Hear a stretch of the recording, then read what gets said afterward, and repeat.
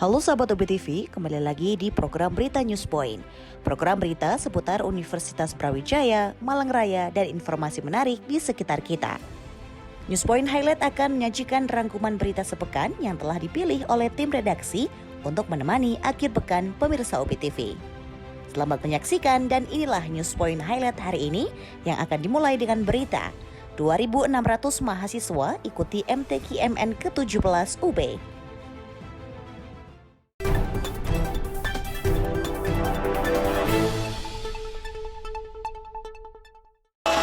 Setiawan Nurdia dan Ibu Miftahul untuk melakukan Pembukaan Musabaqah Tilawatil Quran Mahasiswa Nasional ke-17 tahun 2023 di Universitas Brawijaya diwarnai dengan parade kafilah yang mengenakan baju adat. Terdapat penampilan teater dan musik gambus Ai Khadijah. Berikut liputan Musabaqah Tilawatil Quran Mahasiswa Nasional UB Medcom didukung oleh KAP. Halo pemirsa, saat ini saya Sekar Hayu sedang berada di lapangan Rektorat Universitas Brawijaya dengan tampilan di belakang saya yaitu acara pembukaan MTQ-MN ke-17 tahun 2023. Acara ini dihadiri oleh Direktur Belmawa Dikti, Sekretaris 3 Pemprov Jatim, Rektor Universitas Brawijaya beserta dengan jajaran dan juga panitia pelaksana MTQ-MN ke-17 tahun 2023. Selain itu pemirsa, sebagai informasi MTQ-MN ke-17 tahun 2023 ini diikuti oleh 2.653 peserta dari 213 perguruan tinggi. Dalam perlombaan ini terdapat 11 cabang lomba dengan 15 bidang musabaqah. Demikian laporan yang dapat saya berikan langsung dari lapangan Rektorat Universitas Brawijaya. Ketua Dewan Hakim MTQ-MN ke-17 Profesor Sadi Agil Husin Al-Munawar mengunjungi lokasi lomba MTQ-MN ke-17 yang tersebar di Universitas Brawijaya. Pada kunjungan tersebut, Sadi Agil mengaku senang dengan kemajuan pelaksanaan MTQ-MN pada tahun ini. Pelaksanaan lomba berjalan lancar dan antusias kafilah dari berbagai kampus tinggi. Secara keseluruhan luar biasa. Peningkatan kualitasnya juga luar biasa dari semua cabang, termasuk cabang Fahmil Quran yang memperlihatkan kemampuan mereka dalam memahami, mengaktualisasikan ajaran-ajaran Islam melalui Al-Quran Karim dengan pertanyaan-pertanyaannya yang meliputi berbagai disiplin ilmu pengetahuan. Begitu juga di cabang-cabang yang lain, saya lihat luar biasa peningkatannya, apakah di tilawah, debat bahasa Arab pun begitu baik dan kelihatan penguasaan mereka terhadap bahasa itu sendiri. Begitu juga di Maulid, ini memperlihatkan budaya yang menyebar di seluruh tanah air, diaplikasikan, diaktualisasikan dalam bentuk lagu-lagu dalam membawakan Maulid Barzanji. Said Agil berharap para mahasiswa dapat dikembangkan lagi potensinya dalam berbagai bidang MTQ-MN sehingga dapat mengikuti ajang nasional dan internasional di luar negeri. Pelaksanaan lomba MTQ-MN pada hari ini memasuki sesi final dari berbagai cabang lomba yang dipertandingkan.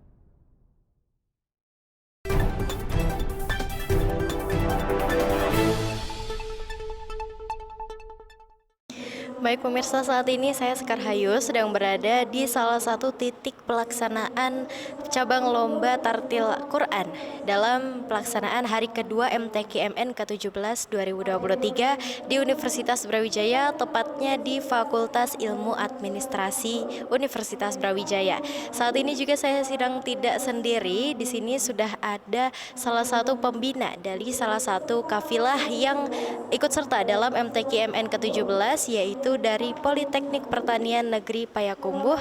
Bersama saya di sini sudah ada Bapak Sukriyadi. Ya, baik. Selanjutnya izin bertanya Bapak, untuk dari Politeknik Pertanian Negeri Payakumbuh mengirimkan berapa peserta? Ada 4 orang peserta mahasiswa dengan 2 cabang lomba. Pertama musabakah Syahril Quran, kemudian tartil putri. Baik, jadi 4 peserta dengan 2 cabang lomba, musabakoh dan juga tartil putri. Baik, untuk persiapan sendiri, untuk khususnya tartil Al-Quran ini berapa lama Bapak yang diperlukan? Kalau untuk tartil Quran, kebetulan mahasiswa kita ini sudah ikut tahsin, belajar tahsin di tempat kami, ya. Ada program tahsin. Untuk Syahril Quran ada pernah ikut lomba juara di Universitas Jambi dan di Pangkep. Ya. Kafilah Politeknik Pertanian Negeri Payakumbuh mempersiapkan dengan matang para kafilahnya untuk mengikuti MTQ-MN di UB. Persiapan tersebut dilakukan dengan pembinaan intensif di kampus melalui bidang kemahasiswaan.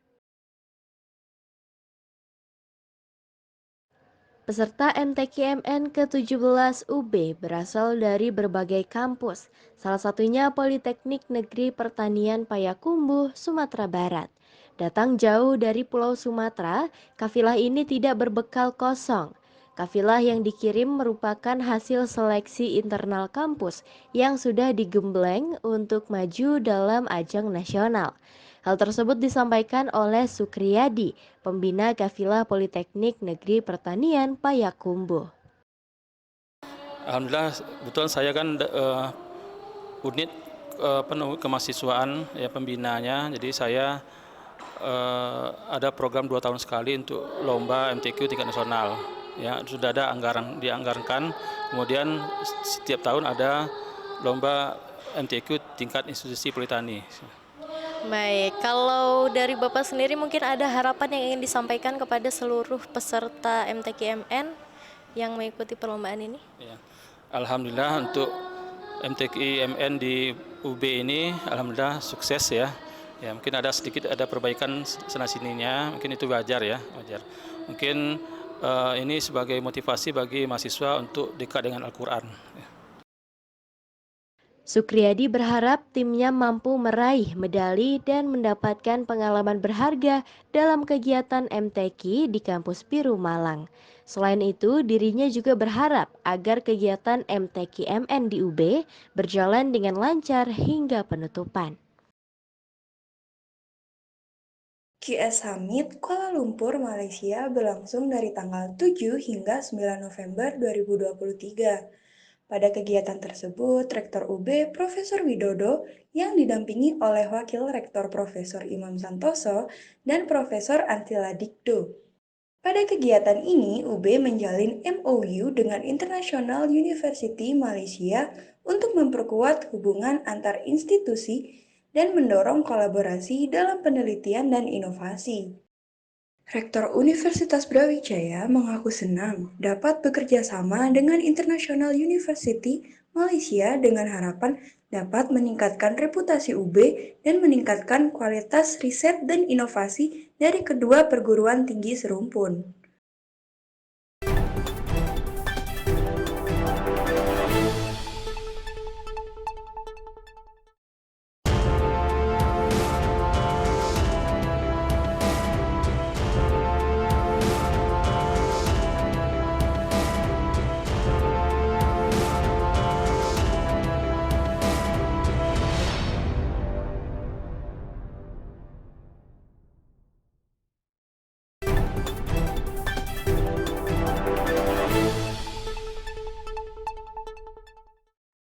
Perekonomian Jawa Timur pada tahun 2023 hingga kuartal ketiga tahun ini masih dapat tumbuh 5,2%. Pertumbuhan ini menjadi hal yang menarik karena pada saat yang bersamaan, ekonomi global mengalami perlambatan pada akhir tahun 2023. Pertumbuhan ini harus dikawal terus hingga akhir tahun agar tidak ikut dalam perlambatan global.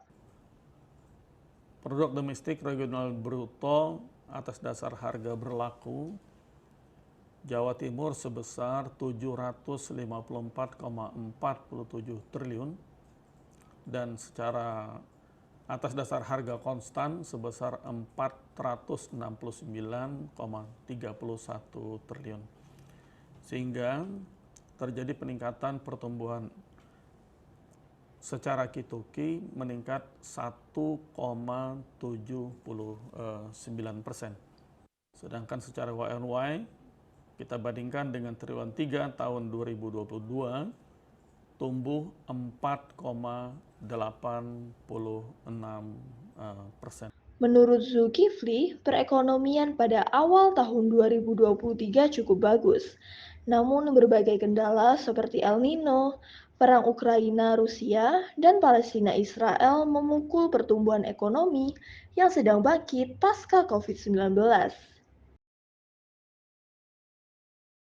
Menjelang akhir tahun 2023, situasi ekonomi global menunjukkan perlambatan. Optimisme awal tahun harus menghadapi realita perubahan iklim yang membuat penurunan produksi pangan dan juga konflik dunia yang berkepanjangan. Berbagai konflik yang ada membuat jalur pengiriman barang terganggu serta membuat penurunan permintaan. Perekonomian global sebelumnya memang terlihat cukup tangguh, namun di akhir-akhir sampai dengan triwulan ketiga ini terlihat mengalami perlambatan.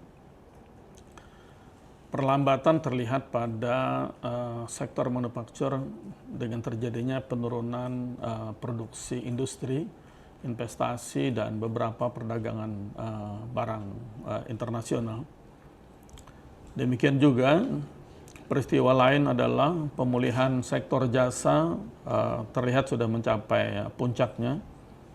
Sebaliknya, kinerja manufaktur pada triwulan 3 2023 mengalami perlambatan, terutama pada penurunan output berupa bahan baku dan barang modal, meski sedikit ditopang oleh pertumbuhan output barang konsumsi.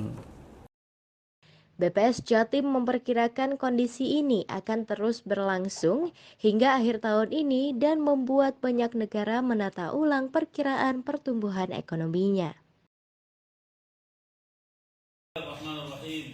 Pada 5 November, Kepala Rumah Sakit Indonesia di Jalur Gaza, Dr. Atif Al-Kahlut, meminta pemerintah Indonesia menekan negara-negara barat, PBB, dan Israel agar serangan yang dampaknya terasa hingga rumah sakit segera berhenti.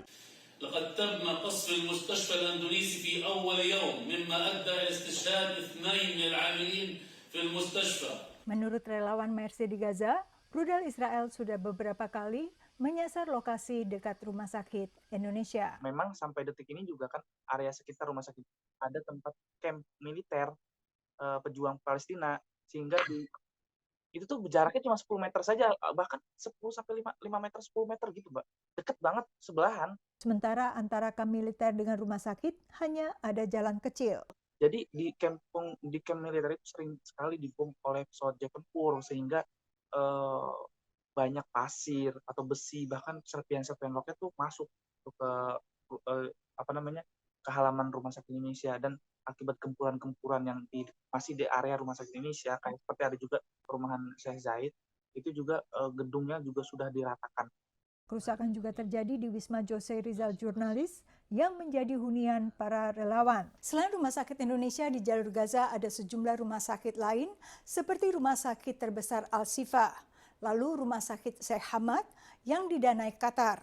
Sesuai hukum humaniter internasional, rumah sakit termasuk di antara infrastruktur sipil yang tak boleh menjadi sasaran ofensif militer. Tapi menurut militer Israel, kelompok militan Hamas sengaja menempatkan anggotanya dekat fasilitas medis. Pasukan pertahanan Israel menampilkan rekaman satelit yang menunjukkan penembakan roket ke Israel pun dilakukan dekat rumah sakit.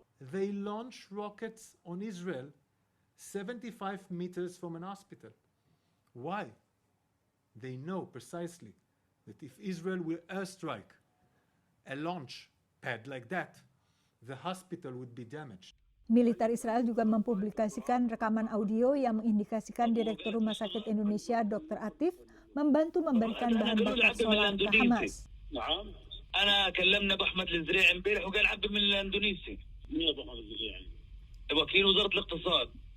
طيب امبارح في الليل كان عبد كان قال لي وكيل الوزارة قال لي امبارح في الليل تعبي له إذا بيتحرك في الليل في النهار لهم جايهم Tanpa memberi klarifikasi kebenaran suara Dr. Atif dalam rekaman tersebut, Ketua Presidium Mercy Indonesia meragukan keabsahan rekaman itu. Rekaman lama, karena rekaman sekarang kan susah direkod sekarang ini kan, untuk jalur informasi komunikasi aja itu kan agak sulit. Jadi dengan kondisi dia punya stok 600 minta 1000 itu atau ambil semua itu kan bisa jadi dia punya cadangan lain dari rumah sakit untuk bisa memasok itu. Menurut pihak rumah sakit, selain sekitar 250 pasien rawat inap, Rumah Sakit Indonesia juga menjadi tempat berlindung sekitar 5.000 warga Gaza.